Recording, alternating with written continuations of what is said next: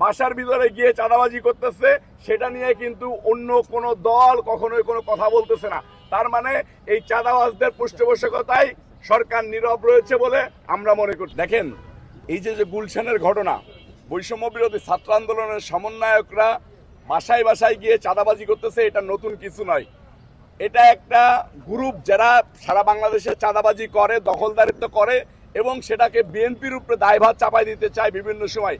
আপনারা পুরান ঢাকার একটা ঘটনা দেখেছেন, যে ঘটনা তাদের ব্যবসায়িক দ্বন্দ্বের মধ্য দিয়ে ঘটেছে, সেটাতে বিএনপির নাম দিয়ে বাংলাদেশে একটা মত সৃষ্টি করে বিএনপির ইমেজ ক্ষুণ্ণ করার জন্য ষড়যন্ত্র করা হয়েছে, চেষ্টা করা হয়েছে। আপনারা দেখেছেন একটা মিথ্যা ঘটনাকে সামনে এনে বিএনপিকে দায় চাপিয়ে দেওয়া হয়েছে। কিন্তু এরকম গুলশানের মতো একটা সোসাইটিতে বাসার ভিতরে গিয়ে চাঁদাবাজি করতেছে, সেটা নিয়ে কিন্তু অন্য কোনো দল কখনোই কোনো কথা বলতেছে না।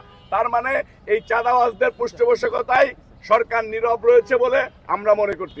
পাশের বাড়ির একটা লোক নির্মমভাবে ধর্ষণ করে, ধর্ষণ করার পরে পুলিশ প্রচন্ড পরিমাণে সহযোগিতা করেছে। মাগুরা জেলার এসপি সহ মোহাম্মদপুর থানার ওসি তারা মামলা করার আগেই আসামিকে গ্রেপ্তার করেছে। এই আসামিকে এই ভিকটিম পরিবার যাতে মামলা না করে সেটার জন্য যে লোকটা ধর্ষণ করেছে সে সহ তার পরিবারের লোকজনরা এই পরিবারকে হুমকি দামকি দেয় যে যদি মামলা করা হয়, মামলা করা হলে আমরা তোমাদেরকে মেরে ফেলবো। তখন বিএনপির ভারপ্রাপ্ত চেয়ারম্যান জনাব তারেক রহমান সাহেব সোশ্যাল মিডিয়াতে এটা জানতে পারার পরে আমাদেরকে বলে এই পরিবারের পাশে দাঁড়ানোর জন্য। আমরা আমাদের নেতাকর্মীদেরকে নিয়ে এই পরিবারকে সাহস দিয়ে আমাদের লোকজন সাথে থেকে পরিবারকে দিয়ে থানায় মামলা করায়। মামলা করানোর পরে এটা হসপিটালে নিয়ে যাওয়া হয়। প্রথমে মোহাম্মদপুর উপজেলা হসপিটালে নিয়ে যাওয়া হয়, পরে মাগুরা সদর হসপিটালে নিয়ে যাওয়া হয়। মেয়েটার অবস্থা খারাপ দেখে ঢাকাতে রিফার করে মাগুরা সদর হসপিটাল। আমরা ঢাকা মেডিকেলে দীর্ঘদিন যাবৎ বিএনপির ভারপ্রাপ্ত চেয়ারম্যান জনাব তারেক রহমান সাহেবের নির্দেশনায় তাকে চিকিৎসা করে যাচ্ছিলাম। আজকে সে সুস্থ হয়েছে, তাকে আমরা বাড়িতে পাঠিয়ে দিচ্ছি। একটা জিনিস হচ্ছে যে আসিয়ার ঘটনা আপনারা দেখেছেন হয়তোবা, আসিয়ার ঘটনা ঘটেছিল মাগুরায়।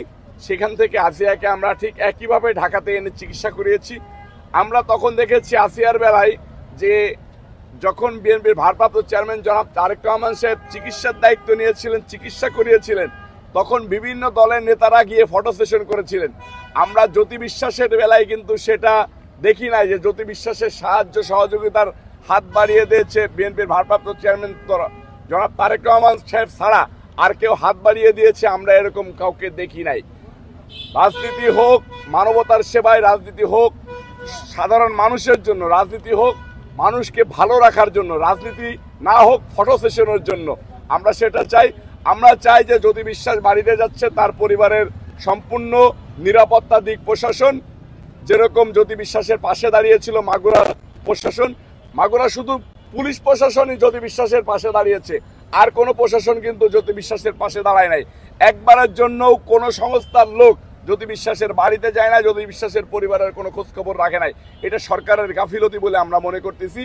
এরকম যাতে বাংলাদেশে নিরীহ মানুষ, নিরীহ সম্প্রদায়, হিন্দু সম্প্রদায় যেন অনিরাপদ না হয়ে যায় বাংলাদেশে অনির্বাচিত সরকারের হাতে, আমরা সেটা চাই।